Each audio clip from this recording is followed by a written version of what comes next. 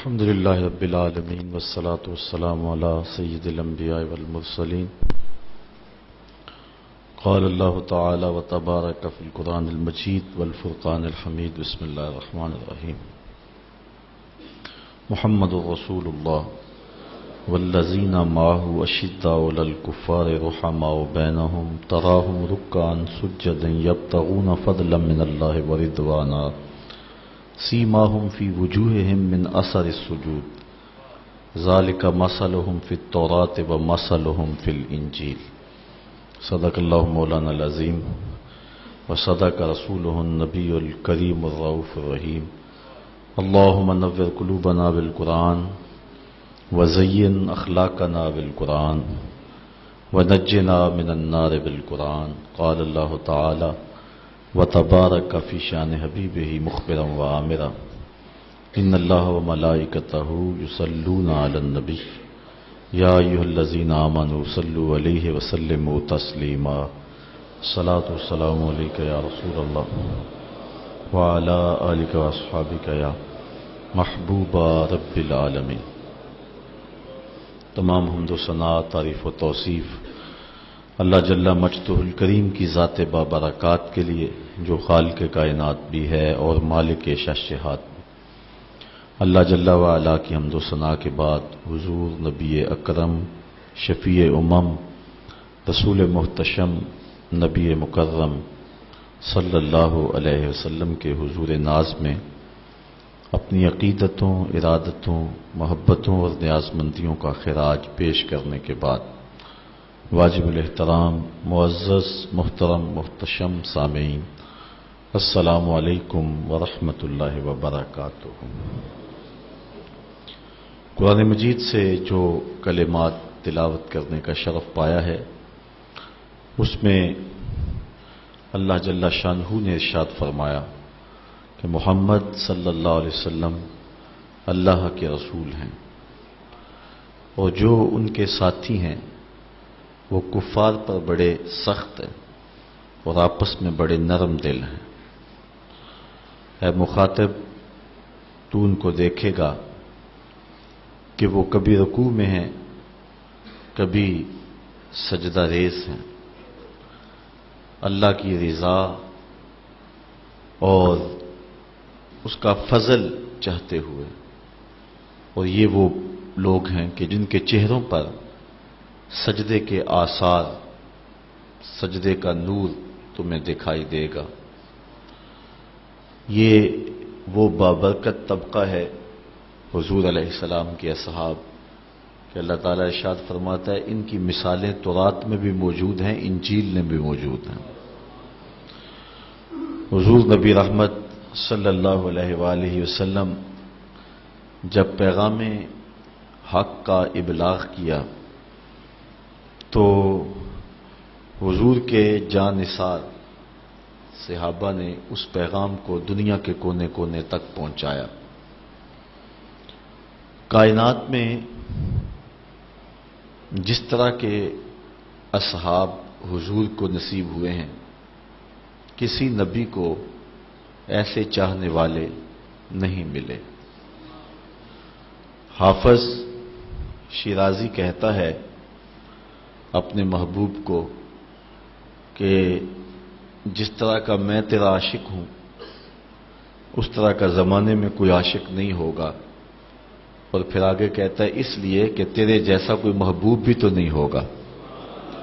کیونکہ عشق کی گرمی حسن کی وجہ سے ہوتی ہے، اس لیے کائنات میں حضور جیسا کامل اور اکمل شخص کوئی نہیں.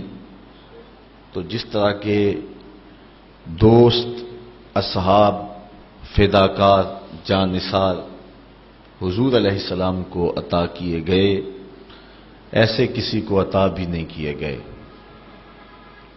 اللہ تعالیٰ جل شانہ نے قرآن مجید کے اندر اپنے محبوب کے ان غلاموں کے قصیدے بیان فرمائے اور فرمایا کہ یہ ہم بیان کر رہے ہیں قرآن مجید میں اس سے قبل جو کتابیں نازل ہوئی ہیں تورات اور انجیل، ان اصحاب کے قصیدے اور ان کا ذکر اور ان کا تذکرہ ہم نے وہاں بھی لکھا ہوا ہے. یہ اتنے بابرکت لوگ ہیں اور اتنے معتبر لوگ ہیں. اس کائنات میں جتنے بھی انسان بستے ہیں ان میں سے افضل مجد و شرف کے لحاظ سے اہل ایمان ہیں. کفار اخلاقی قدروں میں جتنے مرضی بلند کیوں نہ ہوں، مال و دولت، شہرت، ثروت، جاہ و منصب، اقتدار، سب کچھ ان کے پاس ہو، لیکن ایک مسکین مومن کی شان تک نہیں پہنچ سکتے. اس لیے اس کائنات میں بسنے والے انسانوں میں سب سے افضل شخص مومن ہے. اہل ایمان میں سے فضل و شرف رکھنے والے علماء اور اولیاء ہیں.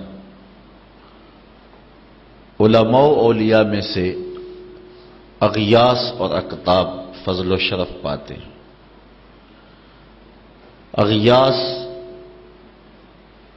اور اقطاب کا جہاں نقطہ عروج ہوتا ہے وہاں تابی کا مرتبہ شروع ہوتا ہے، اور جہاں تابی اپنے نقطہ کمال کو پہنچتا ہے وہاں صحابی کا کمال اور عظمتیں شروع ہوتی ہیں. صحابہ میں سے جو مہاجر صحابہ ہیں وہ فضیلت والے ہیں. مہاجر و انصار میں سے جو بدر میں شریک ہوئے ہیں وہ افضل ہیں، اور ان میں سے عشرہ مبشرہ جن 10 لوگوں کے لیے حضور نے جنت کی بشارت دی وہ افضل ہیں. ان 10 لوگوں میں 4 اصحاب افضل اور مرتبہ و مقام سے اعلیٰ ہیں، اور ان 4 میں سے سب سے افضل حضرت ابو بکر صدیق رضی اللہ تعالی عنہ. یہ ہمارا اہل ایمان کا عقیدہ ہے. صحابہ کے درجے متفاوت ہیں.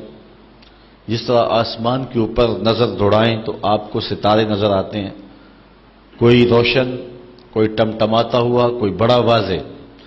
اس طرح اس افق پہ بھی آپ کو ستارے نظر آئیں گے. صداقت کے تارے بھی ہوں گے، عدالت کے ستارے بھی ہوں گے، ولایت کے، امامت کے، طرح طرح کے ستارے نظر آئیں گے. درجوں کے اعتبار سے متفاوت ہیں، لیکن حضور علیہ السلام کے تمام صحابہ کی تعظیم و توقیر ہمارے اوپر واجب ہے. حضور علیہ السلام کے لیے سب سے بڑا دکھ کا موقع حضرت امیر حمزہ کی شہادت کا موقع تھا. آقا کریم علیہ السلام کے اس چچا کو وحشی نامی ہندا کے غلام نے قتل کیا، اور نہ صرف قتل کیا، آپ کی آنکھوں میں نیزے چبھوئے، جگر کاٹا، کلیجہ توڑا، کان کاٹے، ناک کاٹ لی، اور ان کا ہار پرویا، اور اس کو ہندا نے اپنے گلے میں ڈالا، ابو سفیان کی زوجہ. اور پھر بعد میں اللہ تعالیٰ جل شانہ نے ان کو ایمان عطا فرمایا. زوجہ حضرت ابو سفیان حضرت ہندا بھی اسلام کی دولت سے مالا مال ہوئی، اور یہ شخص جس نے حضرت امیر حمزہ رضی اللہ تعالی عنہ کو قتل کیا تھا غزوہ احد کے موقع پر، یہ وحشی بھی دولت اسلام سے مالا مال ہوئے. آقا کریم علیہ السلام نے معاف بھی فرمایا، ان کے ایمان کو قبول بھی کیا، لیکن اتنی تاکید کی کہ تم میرے سامنے نہ بیٹھا کرو، مجھے چچا یاد پڑتے ہیں. تو علماء فرماتے ہیں کہ انہوں نے ایک بہت بڑا کام کیا تھا، لیکن بعد میں توبہ کر لی اور اسلام کے دامن میں آ گئے.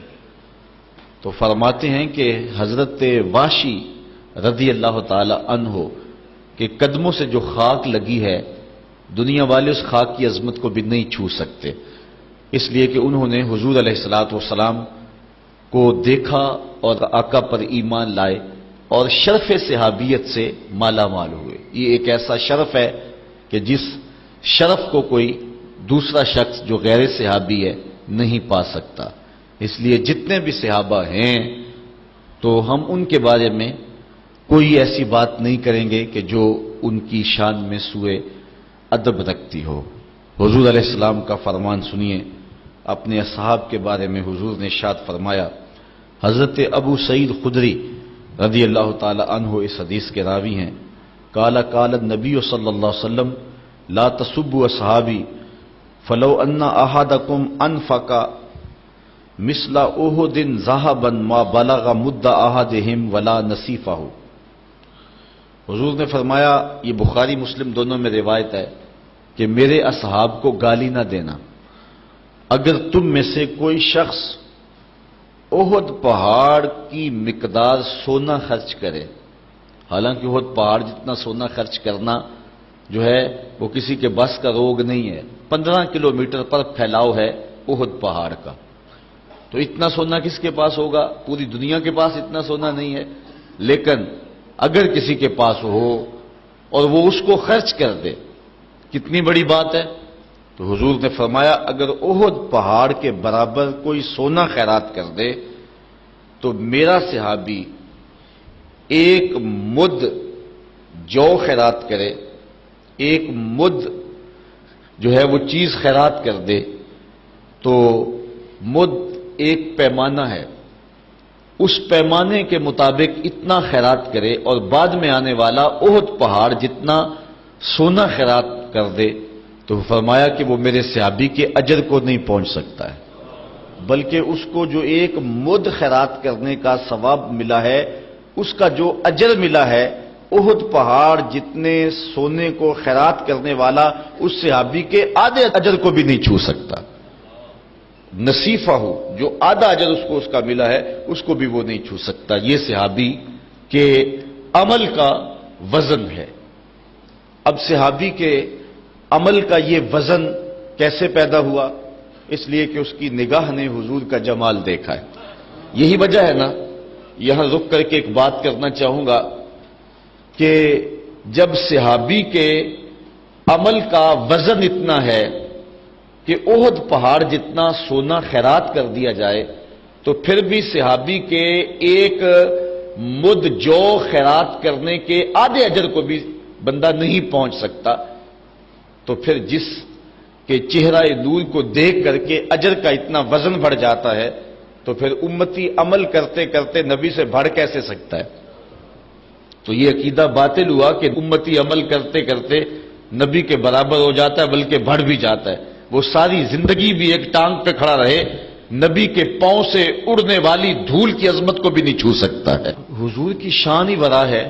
اور ذرا سورہ عادیات اٹھائے، اللہ کیا کہہ رہا ہے؟ وَالْعَادِيَاتِ ضَبْحًا فَالْمُورِيَاتِ قَدْحًا فَالْمُغِيرَاتِ صُبْحًا فَأَثَرْنَ بِهِ نَقْعًا فَوَسَطْنَ بِهِ جَمْعًا۔ ذرا غور تو کیجئے، دیکھیے عظمت کیا ہے۔ خدا ہو کے کہہ رہا ہے، محبوب تو نہیں، تیرے غلام، تیرے غلام نہیں، تیرے غلاموں کے گھوڑے، تیرے غلاموں کے گھوڑے نہیں، ان کی ٹانگیں، ان کی ٹانگیں نہیں، ان کی ٹانگوں سے لگے ہوئے پاؤں، ان کے پاؤں نہیں، ان کے پاؤں سے لگی ہوئی کھریاں، وہ کھریاں نہیں، ان کھریوں کے پتھر کے ٹکرانے سے جو شرارے اڑتے ہیں، میں خدا ہو کے ان اڑتے شراروں کی قسم فرماتا ہوں۔ ذرا غور تو کیجئے، نبی کی شان تو بہت بڑا ہے۔ نبی کے غلاموں کے گھوڑوں کی ٹانگوں کے پاؤں کے ساتھ لگی ہوئی کھریوں کے ٹکرانے سے، پتھر سے جو شرارے نکلتے ہیں، اللہ قرآن میں کہتا ہے مجھے ان شراروں کی قسم۔ اور پھر وہ محبوب کے غلاموں کے گھوڑے جب ریتلی زمین میں چلے جاتے ہیں اور ان کی سموں کے ٹکرانے سے جب ریت اڑتی ہے تو وہ اڑتے ہوئے غبار کی رب قسم فرما رہا ہے۔ تو کون ہے جو نبی کی عظمت کو چھو سکے؟ تو نہ جانے کیا غضب ڈھایا لوگوں نے اور یہ بات لکھ ماری کہ امتی عمل کرتا کرتا بعض کا نبی کے برابر ہو جاتا ہے، بلکہ بڑھ بھی جاتا ہے۔ یہاں دیکھیے صحابی کے عمل کو کوئی چھو ہی نہیں سکتا، کوئی ساری زندگی بھی لگا رہے، دل کھول کے خرچ کرے، احد پہاڑ جتنا سونا کہاں سے لائے گا؟ اور اگر اتنا کر بھی لے تو پھر بھی صحابی ایک مٹھی بھر جو خیرات کیے ہیں، اس کا جو اجر صحابی کو حضور کے چہرے کو دیکھنے کی وجہ سے ملا ہے، اس اجر کے آدھے حصے کو بھی وہ شخص نہیں پا سکتا ہے۔ جب صحابی کے اجر کو نہیں چھوا جا سکتا تو پھر نبی کی شان کیا ہوگی اور نبی کا اجر کیا ہوگا؟ تو حضور نے فرمایا کہ میرے اصحاب کو گالی نہ دو۔ حضرت ابو بردہ رضی اللہ تعالیٰ عنہ اپنے باپ سے روایت کرتے ہیں، قال رفع یعنی نبی صلی اللہ علیہ وسلم راسہ الی السماء وکان کثیر مما یرفع راسہ الی السماء، کہتے ہیں حضور نے آسمان کی طرف اپنا رخ اٹھایا، اور حضور کثرت کے ساتھ اپنے رخ انور آسمان کی طرف اٹھایا کرتے تھے۔ تو حضور نے ایسے آسمان کو دیکھا اور دیکھ کر کے فرمایا، فقال النجوم امنۃ للسماء، یہ جو ستارے ہیں یہ آسمان کے امن کی ضمانت ہے، جب تک ستارے رہیں گے تو آسمان کو کچھ نہیں ہو سکتا، یہ ستارے آسمان کے امن کی ضمانت ہیں۔ فَإِذَا ذَهَبَتِ النُّجُومُ أَتَى السَّمَاءَ مَا تُوعَدُ، جب یہ ستارے جھڑ جائیں گے تو آسمان کو وہ ملے گا جو اس کا مقسوم ہے، جو وعدہ کیا گیا ہے، اور وہ کیا کہ لپیٹ دیا جائے گا اور ٹکڑے ٹکڑے ہو جائے گا۔ اذا السماء انفطرت واذا الكواكب انتصرت، آسمان پھٹ جائے گا، ٹکڑے ٹکڑے ہو جائے گا۔ تو جب تک ستارے ہیں آسمان قائم، ایسے کچھ نہیں ہو سکتا۔ اور پھر فرمایا وَأَنَا آمَنَةٌ لِأَصْحَابِي، اور میں اپنے اصحاب کے امان کی ضمانت دوں، جب تک میں موجود رہوں گا میرے صحابہ کو کچھ نہیں ہو سکتا۔ فَإِذَا ذَهَبْتُ أَنَا آتَى أَصْحَابِي مَا يُوعَدُونَ، اور جب میں چلا جاؤں گا تو میرے اصحاب کو وہ ملے گا جو ان کا مقسوم ہے، فتنے، لڑائیاں، بہت کچھ ہوگا۔ وَأَصْحَابِي آمَنَةٌ لِأُمَّتِي، پھر فرمایا میرے اصحاب جو ہیں وہ امت کے لیے امن کی ضمانت ہیں۔ فَإِذَا ذَهَبَ صحابی، اور جب میرے صحابی چلے جائیں گے، عطا امتی ما توعد، تو پھر امت کو وہ پہنچے گا جو ان کو وعدہ دیا گیا ہے، یعنی ان کے اندر انشقاق پیدا ہوگا، ان کے اندر بدعتیں اور نئے نئے فتنے پیدا ہوں گے۔ تو عطا ما یوعدون، تو جو ان کا مقسوم ہے وہ ان کو ملے گا۔ تو جب تک ستارے موجود ہیں آسمان کو کچھ نہیں ہوگا، اور جب تک میں ان میں ظاہری حیات سے ہوں تو میرے صحابہ کو کچھ نہیں ہو سکتا، اور جب تک صحابہ ہیں امت کا کچھ نہیں بگڑ سکتا۔ اللہ اکبر۔ یہ روایت حضرت ابی بردہ اپنے والد گرامی سے روایت کرتے ہیں۔ حضرت ابو سعید خدری رضی اللہ تعالی عنہ سے ایک روایت دیکھیں جس کو مسلم نے اپنے الفاظ میں بیان کیا، قال یاتی علی الناس زمان یبعث منہم البعث، فرمایا ایک زمانہ آئے گا کہ لوگ لشکر بھیجیں گے، کسی لڑائی کے لیے، کسی جنگ کے لیے لشکر چڑھے گا، تو لوگ کیا کہیں گے؟ تو لوگ کہیں گے فیقولون، لوگ کہیں گے انظروا هل تجدون فیکم احدا من اصحاب رسول اللہ صلی اللہ علیہ وسلم، یار دیکھو کوئی حضور کا صحابی ہے، اس کو بھی لے جو جنگ پہ ساتھ، اس کی برکت سے فتح ہو جائے گی۔ فرمایا ایک زمانہ آئے گا کہ لوگ میرے صحابیوں کو ڈھونڈیں گے کہ کوئی صحابی مل جائے اور آقا کریم علیہ السلام کے کسی صحابی کی برکت سے جو ہے وہ کامیابیاں ہو۔ اس دنیا پر سب سے آخری صحابی حضرت ابو طفیل رضی اللہ تعالی عنہ گزرے ہیں۔ حج کا موقع تھا، اونچے ٹیلے پہ کھڑے ہو گئے اور کہنے لگے کہ لوگوں اس وقت روئے زمین پہ میرے علاوہ کوئی نہیں ہے جس نے حضور کو دیکھا ہو، صرف یہی دو آنکھیں ہیں جنہوں نے جمال احمد مرسل دیکھا ہے۔ اللہ اکبر۔ تو آؤ میرے پاس آؤ، تو لوگ اکٹھے ہو گئے، ہجوم کر کے ان کے گرد جمع ہو گئے اور ان کو کہا کہ تم نے حضور کو دیکھا ہے تو ہمیں بتائیں حضور کیسے تھے۔ تو حضرت ابو طفیل رضی اللہ تعالیٰ عنہ نے فرمایا 110 ہجری ہے، حضور کے وصال کے پورا 100 سال بعد۔ تو انہوں نے کہا کان رسول اللہ صلی اللہ علیہ وسلم ابیض ملیحا مقصدا، حضور ایک تو چٹے رنگ کے تھے، ایک حسن نمکین تھا، اور ایک ہر معاملے میں توازن تھا۔ تو یہ آخری صحابی ہیں حضرت ابو طفیل رضی اللہ تعالیٰ عنہ۔ تو حضور فرمایا اب تو صحابہ وافر پائے جا رہے ہیں، ایک زمانہ آئے گا کہ لوگ کسی جنگی مہم پہ نکلیں گے تو کہیں گے یار کوئی صحابی تلاش کر لو، اسے ساتھ لے جاؤ۔ تو پھر کیا ہوگا؟ تو فرمایا فیوجد الرجل، تو ایک آدھا آدمی مل ہی جائے گا، فیفتح لہم، تو اللہ تعالیٰ اس صحابی کی برکت سے اس جنگ میں ان مسلمانوں کو فتح عطا فرما دے گا۔ ایک وقت ہی آئے گا۔ پھر فرمایا ثم یبعث البعث الثانی، پھر ایک اور دوسرا دور آئے گا کہ فیقولون، لوگ کہیں گے حل فیہم من رأى اصحاب رسول اللہ صلی اللہ علیہ وسلم فیفتح لہم، تم میں کوئی ایسا شخص ہے جس نے حضور کے کسی صحابی کو دیکھا ہوا ہے؟ کوئی ہے ایسا شخص؟ اسے تلاش کرو اور جنگ میں ساتھ لے جاؤ، تاکہ کسی صحابی کو دیکھنے والے کی برکت سے جنگ میں فتح ہو۔ تو وہ کسی تابعی کو ڈھونڈ لیں گے اور لے جائیں گے، تو حضور فرمایا فَيُفْتَحُ لَهُمْ، اللہ انہیں بھی فتح عطا فرما دے گا۔ فرمایا کہ ثُمَّ يُبْعَثُ الْبَعْثُ الثَّالِثُ، پھر تیسرا زمانہ آئے گا، فَيُقَالُ، کہا جائے گا انظروا هل ترون فيهم من رأى اصحاب النبی صلی اللہ علیہ وسلم، اچھا کوئی بندہ تلاش کرو جس نے اس کو دیکھا ہو، جس نے اسے دیکھا ہو، جس نے حضور کو دیکھا ہو۔ کس نے صحابی کو دیکھا ہے، اس کو دیکھنے والے کو ڈھونڈو، اگر وہ مل جائے تو اس طرح اس کو لے جائیں گے۔ ثم یکون باس الرابع، حضور فرمایا پھر چوتھا دور آئے گا، فیقال، کہا جائے گا انظروا هل ترون فيهم احدا راى من راى احدا راى اصحاب النبی صلی اللہ علیہ وسلم فیوجد الرجل فیفتح له۔ پھر فرمایا جب چوتھا دور آئے گا تو لوگ کہیں گے کوئی ایسا بندہ ڈھونڈو جس نے اس کو دیکھا ہے، جس نے اسے دیکھا ہے، جس نے حضور کے صحابی کو دیکھا ہے۔ تو پھر ان کو وہ بندہ بھی مل جائے گا، تو وہ اس کو اپنے ساتھ جنگ میں لے جائیں گے۔ تو حضور فرماتے ہیں کہ اللہ تعالیٰ اس کی برکت سے بھی ان کو جنگ میں فتح عطا فرما دے گا۔ تو اب یہاں دیکھیے کہ حضور کے صحابی کی برکت، صحابی کو دیکھنے والے کی برکت، صحابی کو دیکھنے والے کو دیکھنے والے کی برکت، اور صحابی کو دیکھنے والے کو دیکھنے والے کو دیکھنے والے کی برکت، یہ تو اللہ کے رسول نے بیان فرمائی ہے۔ اللہ اکبر، اللہ اکبر، کیسی برکت ہے کہ کہاں تک پہنچ رہی ہے۔ اللہ اکبر، وہ کیا کسی نے کہا نا، فقر 14ویں پیڑھی تک پہنچ پیندا، پاویں کسے فقیر دا بال ہووے، تے احمد شاہ نہ گدڑی پھول ویکھی متا گدڑی وچ کوئی لال ہووے۔ تو ایسے بھی ہوتا ہے کہ کہاں تک بات پہنچتی ہے، کہاں تک بات پہنچتی ہے۔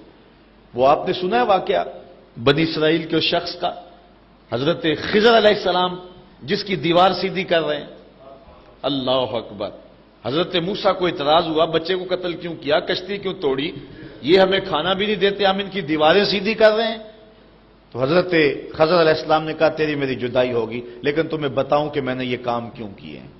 ان میں 2 کاموں کی حکمت بھی بیان کی، اور تیسرے کام کے بارے میں فرمایا کہ یہ دیوار جو ہے جو میں سیدھی کر رہا ہوں، یہ 2 یتیم بچوں کی دیوار ہے، اور سیدھی کیوں کر رہا ہوں، وَقَانَ أَبُوهُمَا صَالِحًا، ان کا باپ بڑا نیک تھا۔ اور مفسرین نے لکھا ہے 7ویں پشت میں ان کا باپ تھا، دادا کاشف، اور 7ویں پشت میں اس کی نیکی یہاں کام آئی کہ اللہ کا نبی حضرت خضر علیہ السلام یہ ان کی دیوار کو سیدھا فرما رہے ہیں۔ تو اس لیے یہ جو کہا جاتا ہے کہ نسبت فائدہ نہیں دیتی، یہاں تو 7ویں پشت میں نسبت کہاں فائدہ پہنچا رہی ہے۔ تو فے فقر نو کرنا سلام چنگا، پاویں حال تھیو بے حال ہووے، اے نہ سمجھیے دے وچ کچھ نہیں، متا اس دا پیر کمال ہووے۔ فقر 14ویں پیڑھی تک پہنچ پیندا، پاویں کسے فقیر دا بال ہووے، احمد شاہ نہ گدڑی پھول ویکھی متا گدڑی وچ کوئی لال ہووے۔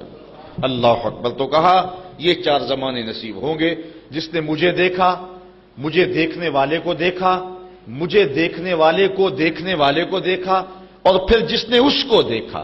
اللہ تعالیٰ ان کے صدقے سے برکتیں پیدا فرمائے گا، اور جنگوں میں فتحیں اور کامیابیاں نصیب ہوتی رہیں۔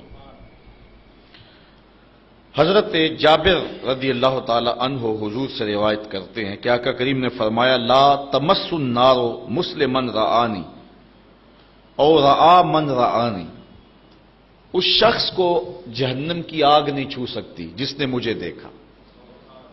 جو اہل ایمان، جو مسلمان مجھے دیکھ لیا جس نے بحالت ایمان، تو فرمایا اس کو جہنم کی آگ نہیں چھو سکتی۔ نہ صرف کہ اس کو نہیں چھو سکتی، جس نے پھر اس کو دیکھ لیا اس کو بھی جہنم کی آگ نہیں چھوئے گی۔ یہ برکت ہے صحابی رسول کو دیکھنے کی۔ حضرت عبداللہ بن مغفل رضی اللہ تعالی عنہ حضور سے روایت کرتے ہیں، سنو حضور علیہ السلام کا فرمان۔ آقا کریم نے فرمایا اللہ اللہ فی اصحابی، اللہ اللہ فی اصحابی، لا تتخذوہم غرضا من بعدی، فمن احبہم فبحبی احبہم، ومن ابغضہم فببغضی ابغضہم، ومن اذاہم فقد اذانی ومن اذانی فقد اذى اللہ ومن اذى اللہ فیوشک ان یاخذہ رواہ الترمذی۔ حضرت امام ترمذی نے یہ روایت نقل کی ہے۔ حضرت عبداللہ بن مغفل کہتے ہیں حضور نے فرمایا اللہ اللہ فی اصحابی، میرے اصحاب کے بارے میں اللہ سے ڈرو، کوئی زبان پر ایسی بات نہ لانا۔ پھر فرمایا دوسری مرتبہ اللہ اللہ فی اصحابی، میرے اصحاب کے بارے میں اللہ سے ڈرو، اللہ کا خوف کرو۔ اور پھر ارشاد فرمایا لا تتخذوہم غرضا من بعدی، میرے بعد ان کو برے لفظوں سے یاد نہ کرنا، میرے اصحاب کو برا بلا نہ کہنا، بلکہ حضور نے فرمایا فمن احبہم فبحبی احبہم، جس نے میرے صحابہ سے محبت کی میری وجہ سے محبت کی، ومن ابغضہم فببغضی ابغضہم، اور جس نے ان سے بغض رکھا تو وہ میرے بغض کی وجہ سے میرے صحابہ سے بغض رکھا۔ اگر پیار کوئی کرتا ہے تو وہ بھی میرے لیے کرتا ہے۔ آج وہ اقبال نے کہا تھا نا، اے کہ نشہ ناسی خفیرہ جلیاز ہوشیار باش، اے گرفتار ابو بکر و علی ہوشیار باش۔ آج جو ہے وہ دو ٹکڑوں میں بانٹ دیا گیا ہے، صرف 6 صحابہ کے علاوہ باقی کو کہا گیا کہ معاذ اللہ یہ مرتد ہو گئے تھے، استغفر اللہ۔ اور جو ہے وہ اہل بیت اور اصحاب کو جو ہے وہ 2 گروہوں میں بانٹ دیا گیا ہے، جبکہ حضور علیہ الصلوۃ والسلام کی نسبت سے ہی ہم اہل بیت کا احترام کرتے ہیں اور حضور کی نسبت سے ہی اصحاب رسول کا احترام کرتے ہیں۔ مقام تو وہی ہے، اسی وجہ سے زائیں تو وہیں سے پھوٹتی ہیں۔ بلکہ میں کہا کرتا ہوں کہ جو اہل بیت ہیں وہ نبی کے گھر والے ہیں، جو اہل بیت ہیں وہ نبی کے گھر والے ہیں، اور اصحاب نبی کے در والے ہیں۔ ہم کہتے ہیں گھر والوں تمہیں بھی ہمارا سلام ہو اور در والوں تمہیں بھی ہمارا سلام ہو۔ تو حضور نے فرمایا اگر کوئی بغض رکھتا ہے تو وہ بھی میری وجہ سے رکھتا ہے، اور اگر کوئی ان سے پیار کرتا ہے، محبت کرتا ہے تو وہ میری محبت کی وجہ سے کرتا ہے۔ وَمَنْ أَذَاهُمْ فَقَدْ أَذَانِي، جس نے میرے کسی صحابہ کو اذیت دی اس نے مجھے اذیت دی۔ وَمَنْ أَذَانِي فَقَدْ أَذَى اللَّهُ، جس نے مجھے اذیت دی اس نے اللہ کو اذیت دی۔ وَمَنْ أَذَى اللَّهُ فَيُوشِكُ أَن يَأْخُذَهُ، تو جس نے اللہ کو اذیت دی اللہ پھر اس کو پکڑ بھی لے گا، اس کا علاج بھی کر لے گا اور اس کو سزا بھی دے گا۔ حضرت انس روایت کرتے ہیں کہ حضور نے ارشاد فرمایا مثل اصحابی فی امتی کالملح فی الطعام لا یصلح الطعام الا بالملح۔ حضرت انس کہتے ہیں کہ میرے اصحاب کی مثال امت میں اس طرح ہے جس طرح کھانے میں نمک ہوتا ہے، اگر نمک ہوگا تو کھانے میں لطف ہوگا، اور اگر نمک نہیں رہے گا تو کھانے میں لطف نہیں رہے گا۔ حضرت حسن رضی اللہ تعالیٰ عنہ فرماتے ہیں فقد ذهب ملحنا فكيف نصلح، کہتے ہیں کہ ہمارا نمک ہی چلا گیا، اب ہمارے میں اصلاح کیسے ہو سکتی ہے، وہ لطف اور وہ لطافت کیسے باقی رہ سکتی ہے۔ آقا کریم علیہ السلام نے ارشاد فرمایا، حضرت ابن عمر سے مروی ہے، امام ترمذی نے روایت کی ہے، قال قال رسول اللہ صلی اللہ علیہ وسلم، حضور نے ارشاد فرمایا اذا رأيتم الذين يسبون صحابی، جب تم کسی شخص کو دیکھو کہ میرے صحابی کو گالی دے رہا ہے، حضور کی نظروں میں سب کچھ تھا، کوئی بھی حضور کی نگاہوں سے پوشیدہ نہیں تھا، حضور سب کچھ دیکھتے تھے، حضور ایک ایک چیز بتا کے گئے۔ فرمایا اگر تم دیکھو کسی شخص کو کہ وہ میرے صحابہ کو گالی دیتا ہے فقولوا، تو اس کو جواب دو کیا لعنت اللہ علی شرکم، تیری شرارت پر اللہ کی لعنت ہو، یوں اس کو جواب دو جو میرے صحابہ کو برا بولتا دکھائی دے۔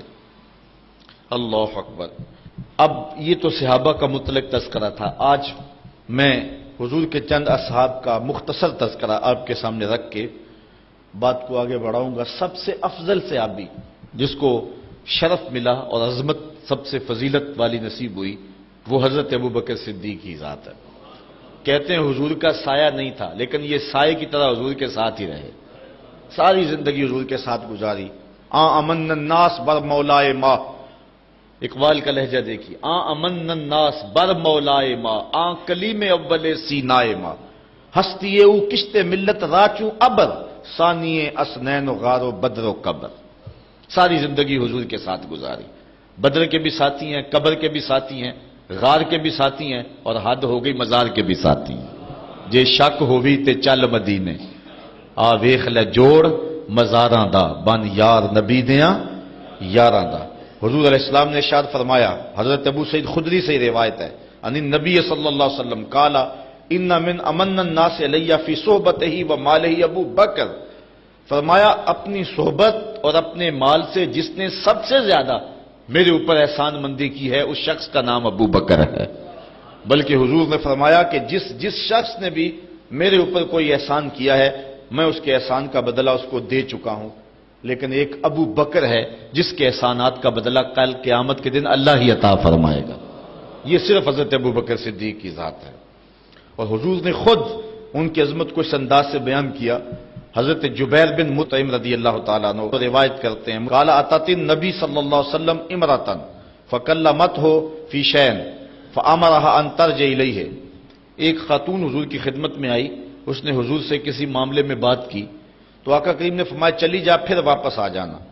قالت یا رسول اللہ ارایت ان جئت ولم اجدک کانہا ترید الموت۔ اس نے عرض کیا اگر میں پھر کبھی آئی تو آپ نہ ہوئے تو، یعنی اس کا مطلب تھا کہ آپ اگر وصال کر کے ہوئے تو پھر کیا کروں گی؟ قال فإن لم تجدنی فاتی ابا بکر، اگر میں نہ ہوا تو ابو بکر تو ہوں گے نا۔ یہ روایت بخاری میں بھی ہے اور مسلم میں بھی ہے، اور علماء نے کہا کہ یہ حضور ابو بکر صدیق رضی اللہ تعالی عنہ کی خلافت کی طرف واضح اشارہ ہے۔ حضرت علی المرتضی رضی اللہ تعالی عنہ نے حضرت فاطمہ تو زہرا رضی اللہ تعالی عنہا کی موجودگی میں دوسری شادی نہیں کی تھی، بلکہ کرنا چاہی تو حضور نے منع فرما دیا۔ ان کے وصال کے بعد حضرت مولا کائنات نے بہت ساری شادیاں فرمائی تھیں، ان میں ایک زوجہ سے ایک بیٹے پیدا ہوئے تھے محمد بن حنفیہ، یہ حضرت مولا کائنات سیدنا علی المرتضی کے فرزند ہیں۔ وہ کہتے ہیں کہ ایک دن میں اپنے باپ حضرت علی المرتضی سے پوچھا، قلت لابی، میں نے اپنے باپ سے کہا ای الناس خیر بعد النبی صلی اللہ علیہ وسلم، اس امت میں حضور کے بعد سب سے افضل شخص کون سا ہے؟ میں نے پوچھا حضرت علی المرتضی سے اپنے والد گرامی سے، قال ابو بکر، تو حضرت مولا کائنات فرمانے لگی ابو بکر ہیں، اور کون ہے؟ قلت ثم من، میں نے کہا پھر کون ہے؟ قال عمر، عمر کہتے ہیں وخشیت ان یقول عثمان، میں نے تیسری بار نہیں پوچھا کہ پوچھا تو حضرت عثمان کا نام نہ لیں، تو کہتے ہیں قلت ثم انت، میں نے کہا اچھا پھر تیسرے آپ ہوئے؟ قال ما انا الا رجل من المسلمین، کہا میں تو مسلمانوں سے ایک عام آدمی ہوں۔ تو یہ کہہ کر کے جو ہے وہ آپ نے عجز کیا، کسر نفسی فرمائی۔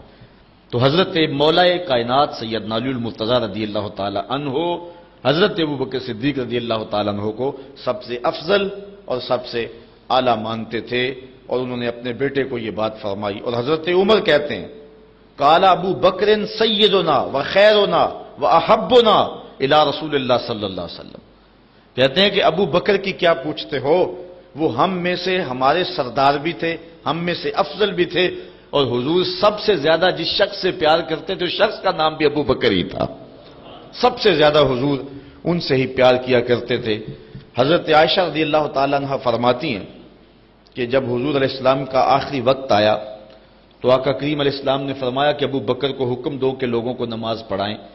میں نے عرض کی کہ وہ رقیق القلب ہیں، مصلی پہ جب آپ کو نہیں پائیں گے تو بے چین ہو جائیں گے، کسی اور کے لیے حکم نامہ جاری کرو۔ تو حضور علیہ السلام نے جو جواب دیا وہ ایک طویل حدیث ہے، لیکن حدیث کا ایک حصہ ہے کہ حضور علیہ السلام نے فرمایا لا ينبغي لقوم فيهم ابو بکر ان يؤمهم غیرہ، کسی قوم کے لیے مناسب ہی نہیں ہے کہ ابو بکر ان کے اندر رہتے ہو اور امامت کوئی اور کروائے۔ ابو بکر کا حق ہے کہ وہ امامت کروائیں۔ جب حضرت سیدنا صدیق اکبر نے خلافت کے نظام کو سنبھالا تو حضرت علی المرتضی دوڑے ہوئے آئے اور انہوں نے حضرت صدیق اکبر پہ ہاتھ بیعت کی اور یہ بات کہی کہ جس شخص کو حضور نے دین کے لیے پسند کیا، مصلی کے لیے پسند کیا، اس شخص کو ہم اپنی دنیا کے لیے کیوں پسند نہ کریں؟ تو حضرت مولا کائنات رضی اللہ تعالیٰ عنہ نے آ کے آپ کے ہاتھ پہ بیعت کی۔ اللہ اکبر۔ حضرت عمر رضی اللہ تعالیٰ عنہ سے ایک روایت سنیے جو حضرت صدیق اکبر کی فضیلت پر مشتمل ہے۔ کہتے امرنا رسول اللہ صلی اللہ علیہ وسلم ان نتصدق ووافق ذلك عندي مالا فقلت اليوم اسبق ابا بکر ان سبقته یوما، کہتے حضور نے ایک مرتبہ فنڈ کے لیے ارشاد فرمایا کہ لاؤ راہ خدا میں پیش کرو، تو میرے پاس اتنی خوشحالی تھی کہ اتنی کبھی خوشحالی ہوئی نہیں تھی، تو میں نے کہا اگر ابو بکر سے بڑھ سکتا ہوں تو آج بڑھ سکتا ہوں، آج اللہ کا خاص کرم ہے تو آج میں ابو بکر سے اگر بڑھ سکوں تو آج بڑھ سکتا ہوں۔ فجے تو بے نصف مالی، میں گیا اور آدھا مال لے آیا۔ فقال رسول اللہ صلی اللہ علیہ وسلم ما ابقیت لأہلک فقلت مثلہ، حضور نے پوچھا عمر گھر والوں کے لیے کیا چھوڑا ہے؟ میں نے کہا اتنا ہی چھوڑ آیا ہوں، جتنا لے آیا ہوں اتنا ہی چھوڑ آیا ہوں، آدھا لے آیا ہوں آدھا چھوڑ آیا ہوں۔ وَأَتَى ابو بکر رضی اللہ تعالیٰ عنہ بِكُلِّ مَا عِندَهُ، کہتے ہیں پھر ابو بکر سارا مال ہی سمیٹ کے لے آئے۔ اللہ اکبر۔ فقال یا ابا بکر ما ابقیت لأہلک، حضور نے کہا ابو بکر تم گھر کے لیے کیا چھوڑا ہے؟ حضرت ابو بکر رضی اللہ تعالیٰ عنہ نے کہا ابقیت لہم اللہ ورسولہ، حضور میرے سامنے بھی آپ ہیں، میرے گھر میں بھی تو آپ ہی ہیں نا۔ وہ اپنے نام لیواؤں کو تنہا چھوڑتے کب ہیں، جہاں ہم دم نہ ہو کوئی وہاں سرکار ہوتے ہیں۔ تو کہا کہ میں اللہ اس کے رسول کی رضا کو گھر چھوڑ آیا ہوں۔ قلت لا اسبقہ الی شیء ابدا، حضرت عمر کہتے ہیں پھر میں نے کہا کہ میں ابو بکر سے کبھی بھی نہیں بڑھ سکتا۔ اللہ تعالیٰ نے ان کو شان ہی انوکھی دی ہے۔ حضرت عمر رضی اللہ تعالیٰ عنہ دوسرے خلیفہ راشد ہیں، اللہ تعالیٰ نے ان کو بھی بڑی شان عطا فرمائی، اور شانوں کا عالم یہ ہے کہ حضور علیہ السلام نے ارشاد فرمایا کہ ان اللہ جعل الحق علی لسان عمر وقلبہ، اللہ تعالیٰ نے عمر کے دل اور زبان پر حق جاری کر دیا ہے۔ حضرت عمر جب بولتے ہیں تو ان کی زبان پر حق ہی جاری ہوتا ہے، بلکہ آقا کریم علیہ السلام نے اللہ کی بارگاہ میں دعا مانگی کہ اللہم اعز الاسلام بأبی جہل ابن حشام اور بعمر ابن الخطاب، اے اللہ یا ابن حشام، ابو جہل بن حشام یا عمر بن خطاب، ان دونوں میں سے کسی ایک سے جس کو تو پسند کرتا ہے اسلام کو عزت دے دے۔ یہ حضور نے دعا کی، ادھر یہ تلوار لے کے بانی اسلام کا چراغ بجھانے نکلے تھے، لیکن راستے نے کہا کدھر جا رہے ہو؟ کہا بس آج کام تمام کرنے جا رہا ہوں۔ کہا گھر کی تو خبر لو۔ کہا کیا ہوا ہے؟ کہا تمہاری بہن بھی اس آقا کی غلام بن گئی۔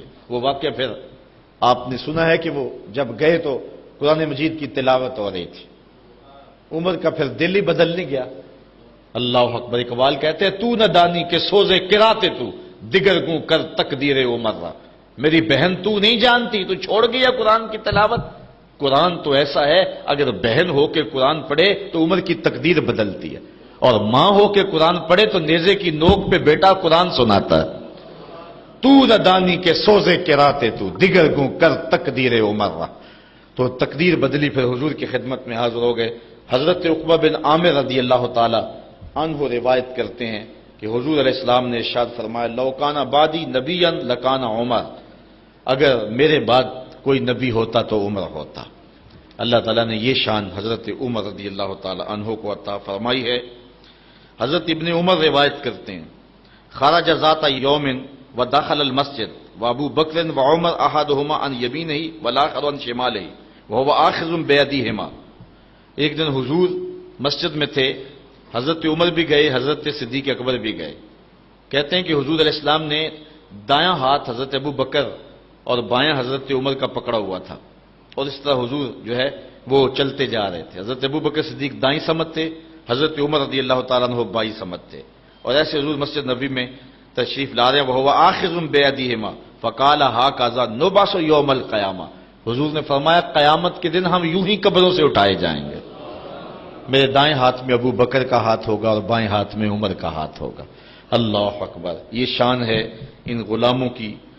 حضرت عائشہ رضی اللہ تعالیٰ عنہ روایت کرتی ہیں کہ حضور علیہ السلام گھر میں لیٹے ہوئے تھے اور آقا کریم کی پنڈلی سے کپڑا ہٹا ہوا تھا، تو حضرت ابو بکر صدیق آئے اور انہوں نے اذن طلب کیا، حضور فرمایا آ جاؤ، اور ایسے ہی لیٹے رہے، اور پنڈلی پر جو کپڑا تھا کو آگے نہیں کیا ہے، اسی طرح ہٹا رہا۔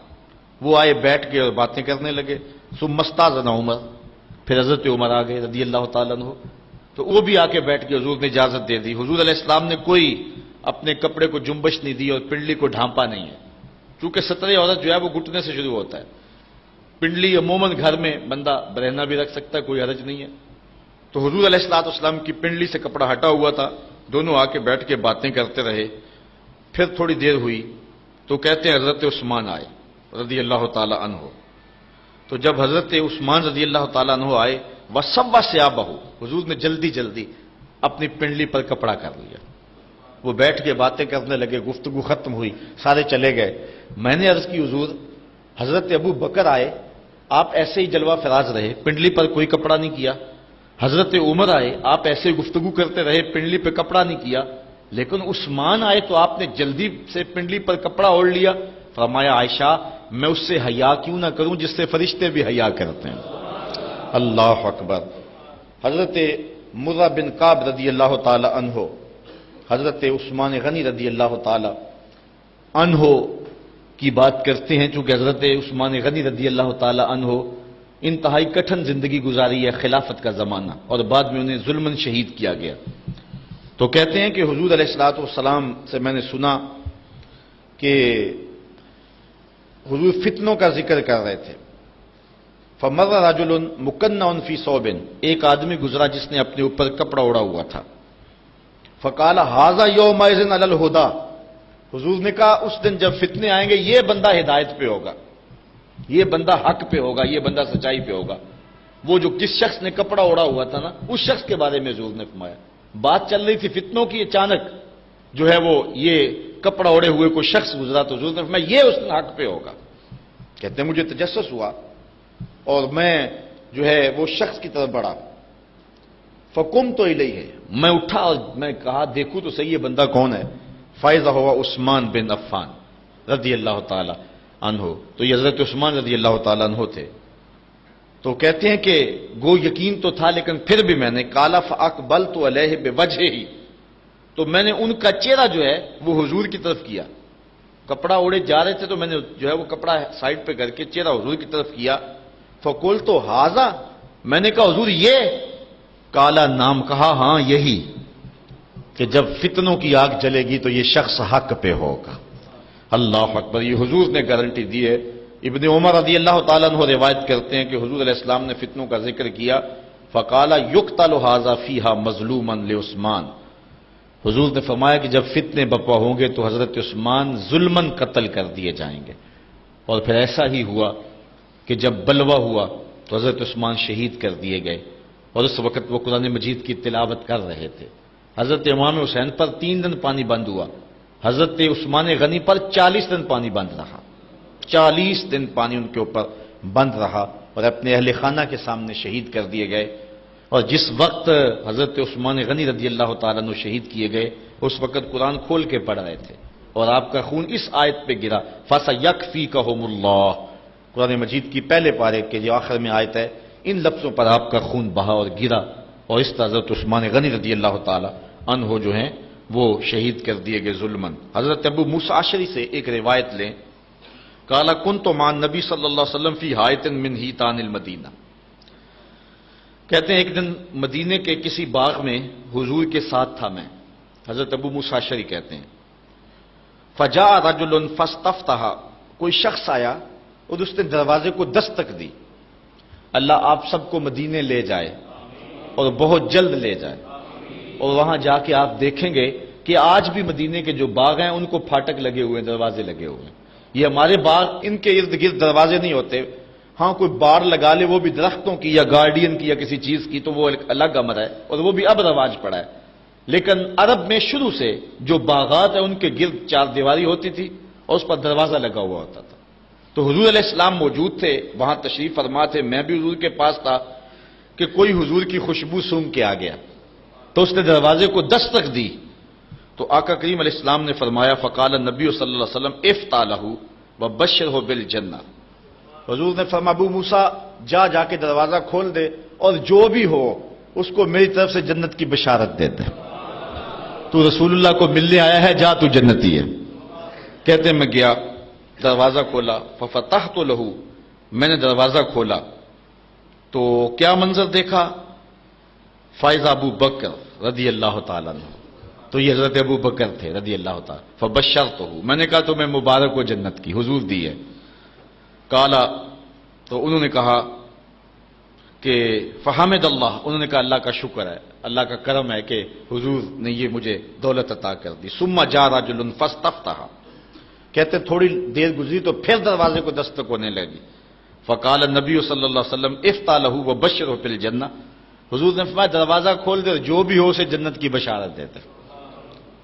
تو کہتے ہیں میں پھر گیا اور جا کے دروازہ کھولا، ففتحت لہ فاذا عمر، تو حضرت عمر رضی اللہ تعالیٰ عنہ تھے، فاخبرتہ، تو میں نے انہیں خبر دی بما قال نبی صلی اللہ علیہ وسلم، جو حضور نے مجھے کہا تھا، فحمد اللہ، انہوں نے اللہ کی حمد بیان کی، ثم استفتح رجل، پھر کسی نے دروازے پہ دستک دی، فقال له افتح له، حضور نے کہا جا دروازہ کھول دے، وبشرہ بالجنہ، اسے جنت کی بشارت دے دے، الا بلوا تصیبہ، لیکن یہ بھی کہنا مصیبتیں بڑی آئیں گی، ساتھ یہ بھی اسے کہنا الا بلوا تصیبہ، تجھے مصیبتیں بہت آئیں گی۔ تو کہتے ہیں فائزہ عثمان، میں گیا تو وہ حضرت عثمان تھے رضی اللہ تعالی عنہ، فاخبرتہ بما قال النبی صلی اللہ علیہ وسلم، تو میں نے خبر دی جو حضور نے کہا، فحمد اللہ، انہوں نے کہا اللہ کا شکر ہے، ثم قال، پھر کہا اللہ المستعان، میں اللہ سے مدد مانگتا ہوں، جب مشکلیں آئیں گی تو مشکلوں میں وہی میری مدد کرے گا۔ اب حضرت زر بن حبیش رضی اللہ تعالی عنہ روایت کرتے ہیں، کہتے ہیں قال علی رضی اللہ تعالی عنہ والذی فلق الحب وبرأ النسم انہ لعہد النبی صلی اللہ علیہ وسلم النبی الامی صلی اللہ علیہ وسلم الی اللہ یحبنی الا مومن ولا یبغضنی الا منافق۔ حضرت علی فرماتے ہیں مجھے قسم اس رب کی جس نے گٹھلی کو پھاڑا اور دانے کو چیرا، کہ حضور نے میرے بارے یہ بات کہی کہ تیرے سے محبت مومن کرے گا اور بغض منافق رکھے گا۔ یہ علامت ہے حضرت علی المرتضیٰ سے پیار ایمان کی، اور ان سے بغض رکھنا یہ دشمنی کی علامت ہے۔ حضرت عمران بن حسین سے روایت لیتے ہیں، وہ حضور سے بیان کرتے ہیں کہ آقا کریم علیہ الصلوۃ والسلام نے فرمایا ان علی منی وانا منہ وہو ولی کل مومن، کہ علی میرے سے ہے اور میں علی سے ہوں، اور علی ہر مومن کا دوست ہے، ہر مومن کا ولی ہے۔ حضرت زید بن ارقم رضی اللہ تعالیٰ عنہ فرماتے ہیں کہ حضور نے فرمایا من کنت مولا ہو فعلی مولا، جس کا میں مولا ہوں اس کا علی مولا ہے۔ اللہ اکبر۔ حضرت انس رضی اللہ تعالی عنہ روایت کرتے ہیں کہ کالا کانا عند النبی صلی اللہ علیہ وسلم طیر، ایک دن حضور کے پاس کوئی بھنا ہوا پرندہ آیا، فقال اللہم آتنی بأحب خلقک الیک یاکل معی ھذا الطیر، یا اللہ کوئی ایسا بندہ بھیج دے جس سے تو سب سے زیادہ پیار کرتا ہے، تاکہ یہ جو پرندہ میں اس کے ساتھ بیٹھ کے کھاؤں۔ کہتے ہیں فجاءہ علی فاکل معہ، تو حضرت علی تشریف لے آئے، تو حضور نے ان کے ساتھ بیٹھ کر کے وہ پرندہ تناول فرمایا۔ اور حضرت ام عطیہ روایت کرتی ہیں کہ حضور نے ایک لشکر روانہ کیا جس لشکر میں حضرت علی رضی اللہ تعالیٰ عنہ ہوتے، قالت فسمیت رسول اللہ، حضرت ام عطیہ کہتی ہیں یہ میں نے خود حضور سے سنا کہ آقا کریم علیہ الصلوۃ والسلام وہو رافع یدیہ، حضور ہاتھ اٹھا کے دعا کر رہے تھے، کیا؟ سنو ذرا لفظ، اللہم لا تمتنی حتی ترینی علیٰ، اے اللہ جب تک علی نہیں آ جاتا میں اس کو دیکھ نہیں لیتا، مجھے موت نہ عطا فرمانا۔ اللہ اکبر۔ یہ حضرت علی المرتضیٰ رضی اللہ تعالیٰ عنہ کے لیے حضور علیہ السلام کے پیار کی دلاویز کہانی ہے۔ اور حضرت ام سلمہ رضی اللہ تعالیٰ عنہ حضور نبی رحمت سے روایت کرتی ہیں، ام المومنین رضی اللہ تعالیٰ عنہ کہتی ہیں لا یحب علی منافق ولا یبغضہ مومن، کہ علی سے منافق محبت نہیں کر سکتا اور مومن بغض نہیں رکھ سکتا، یہ پکی علامت ہے۔ بلکہ اس عنوان کے ساتھ ایک قول فیصل آپ کے سامنے رکھوں، بات آگے بڑھ رہی ہے۔ حضرت برا بن عازب رضی اللہ تعالیٰ عنہ سے روایت لیتے ہیں، اور زید بن ارقم رضی اللہ تعالیٰ عنہ جو ہیں وہ یہ روایت کرتے ہیں کہ حضور نبی رحمت صلی اللہ علیہ وآلہ وسلم نے جو ہے جب غدیر خم کے پہ پہنچے تو حضور نے حضرت علی کا ہاتھ پکڑ لیا، اور پھر حضور نے فرمایا لوگوں کیا تم جانتے ہو کہ میں مومنین سے ان کی جانوں سے زیادہ قریب ہوں؟ لوگوں نے کیوں نہیں؟ تو پھر حضور نے فرمایا لوگوں تم جانتے ہو کہ میں ہر مومن کا جو ہے وہ مولا ہوں اور اس کی جان سے زیادہ اس کا مالک اور اس کے قریب ہوں؟ کہا کیوں نہیں؟ تو پھر حضور نے فرمایا اللہم من کنت مولاہ فعلی مولا، اللہم وال من والاہ وعاد من آداہ۔ تو کہتے ہیں کہ پھر حضور نے حضرت علی کا ہاتھ پکڑا اور کہا اے اللہ جس کا میں مولا ہوں اس کا علی مولا ہے، اے اللہ جو اللہم وال من والا ہو، جو اس سے پیار کرے تو بھی اس سے پیار کر، اور جو اس سے عداوت رکھے اے اللہ تو بھی اس سے دشمنی رکھ۔ اور حضرت علی المرتضیٰ خود بیان فرماتے ہیں کہ حضور علیہ الصلوۃ والسلام نے فرمایا فی کا مثل من عیسیٰ، اے علی تیری مثال حضرت عیسیٰ والی ہے، جن کے معاملے میں آ کے دو لوگ برباد ہو گئے، یہودی بھی اور عیسائی بھی۔ یہودیوں نے حضرت عیسیٰ سے بغض رکھا، ان پر تہمت لگائی، ان کی ماں پر تہمت لگائی، وہ بھی برباد ہو گئے، ان کے قتل کے درپے ہوئے، برباد ہو گئے۔ اور عیسائیوں نے حضرت عیسیٰ سے اتنا پیار کیا کہ انہیں اللہ کا بیٹا کہہ دیا، تو وہ بھی برباد ہو گئے۔ فرمایا اے علی تیری وجہ سے بھی لوگ برباد ہوں گے۔ حضرت علی المرتضیٰ فرماتے ہیں یہلک فی رجلان محب مفرط و مبغض۔ حضور نے فرمایا تیرے معاملے میں بھی آ کے دو گروہ برباد ہوں گے، ایک محبت کر کے برباد ہوں گے، ایک بغض رکھ کے برباد ہوں گے۔ ترازو ہے جس پر میں اور آپ اپنے آپ کو تول سکتے ہیں۔ اگر حضرت علی المرتضیٰ کا نام آئے، طبیعت میں گھٹن پیدا ہو، تو سمجھ لو اندر نفاق پل رہا ہے۔ اور حضرت علی المرتضیٰ کے ساتھ ایسا پیار کہ علی کے یاروں کا نام بھی گوارا نہ ہو، تو پھر بھی سمجھو بربادی آ گئی ہے۔ اس لیے ترازو کے دونوں پلڑے پورے رکھیں، حضرت علی سے بھی پیار کریں، اور حضرت علی جن کو اپنا امام اور مقتدا مانتے تھے اور جن کے ہاتھوں پہ بیعت کرتے رہے تھے، ان کو بھی اپنا مقتدا اور امام مانیں۔ اور اللہ تعالیٰ جل شانہ نے یہ ہمیں سعادت نصیب فرمائی ہے اور یہ عزت عطا فرمائی ہے۔ حضور علیہ السلام نے ارشاد فرمایا، روایت ہے حضرت انس رضی اللہ تعالی عنہ سے، حضور نے فرمایا ارحم امتی بے امتی ابو بکر، میری امت میں میری امت پر سب سے زیادہ نرم دل ابو بکر ہے۔ واشدہم فی امر اللہ عمر، اور اللہ کے معاملات میں، اس کے امور میں سخت ترین شخص جو ہے اس کا نام عمر ہے۔ واصدقہم حیاء عثمان، اور جو حیا میں جو ہے وہ سب سے آگے ہے وہ عثمان ہے۔ اور ایک روایت میں وَأَقْضَاهُمْ عَلِيٌّ، اور لوگوں میں سب سے زیادہ جو فیصلہ کرنے والا ہے، جو سب سے بڑا قاضی ہے، وہ علی ہے۔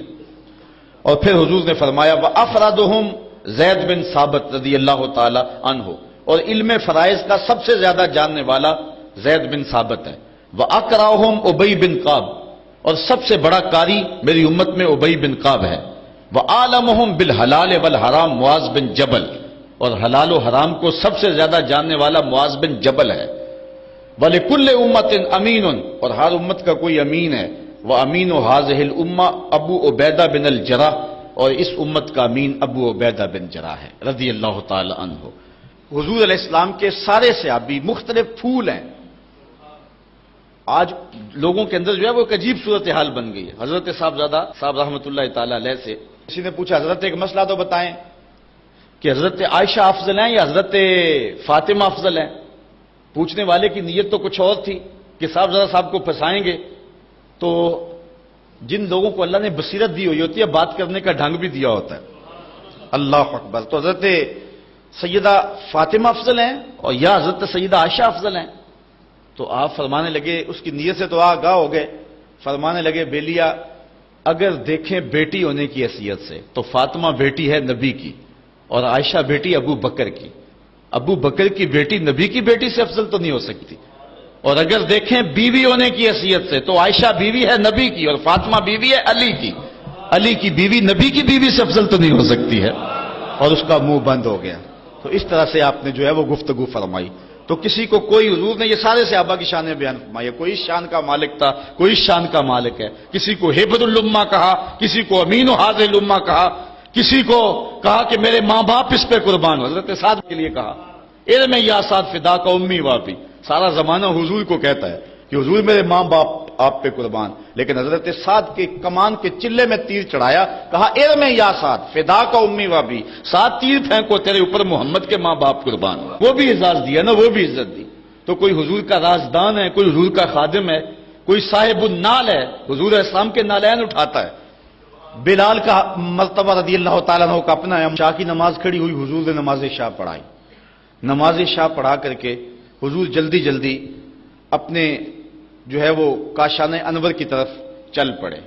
تو جب حضور چل پڑے تو میں حضور علیہ السلام کے پیچھے چلا، چونکہ میری غرض تھی، میں ماں سے وعدہ کر کے آیا تھا کہ حضور سے آپ کے لیے اور اپنے لیے مقصد کی دعا کرواؤں گا حضور سے۔ تو ماں نے پوچھنا تھا بیٹے حضور سے دعا کروائیے، تو میں کیا جواب دوں گا؟ تو میری خواہش تھی کہ میں حضور سے ملوں، حضور سے عرض کروں حضور میرے لیے اور میری ماں کے لیے مغفرت کی دعا کر دیجئے۔ میں حضور کے پیچھے چلا، فسامع صوتی، تو میرے پاؤں سے آواز پیدا ہوئی۔ تو آقا کریم نے سنا، فقالا من ھذا، حذیفہ تو حضور نے فرمایا کون ہے؟ حذیفہ ہے، رخ بھی نہیں موڑا، ویسے کہا کون ہے، اور ساتھ ہی کہہ دیا حذیفہ ہے۔ کل تو میں نے کہا کہ نعم جی حضور میں حذیفہ ہوں۔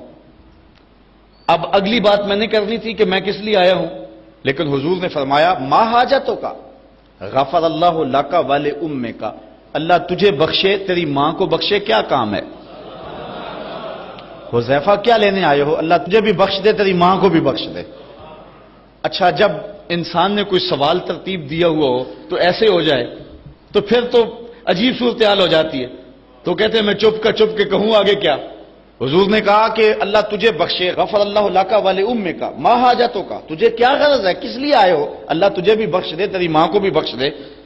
تو میں اب خاموش، تو پھر حضور نے خود ہی فرمایا ان ھذا ملک لم ینزل الارض قط قبل هذه الليله استاذن ربه ان يسلم علی ويبشرنی بان فاطمہ سیدۃ نساء اہل الجنہ وان الحسن والحسین سیدہ شباب اہل الجنہ، کہ کہا کہ اے حذیفہ سنو، پھر جو تمہارا مطالبہ تھا وہ تو پورا ہو گیا، ایک میری بات بھی سنو، یہ میرے پاس فرشتہ آیا ہے جو آج سے پہلے کبھی دھرتی پہ آیا نہیں ہے، اور اللہ سے خصوصی اجازت لے کر میری زیارت کے لیے آیا ہے، اور مجھے بتانے آیا ہے کہ آپ کی بیٹی فاطمہ جنتی عورتوں کی سردار ہے اور آپ کے بیٹے حسن اور حسین جنتی جوانوں کے سردار۔ اللہ تعالیٰ جل شانہ آل و صحاب نبی کی عظمت کو ماننے کی توفیق نصیب فرمائے۔ آفاق کے ہر ہر گوشے میں قرآن سنا کر دم لینا، اب رکنا نہیں، اب تھمنا نہیں، فردوس میں جا کر دم لینا، آفاق کے ہر ہر گوشے میں قرآن سنا کر دم لینا، اب رکنا نہیں، اب تھمنا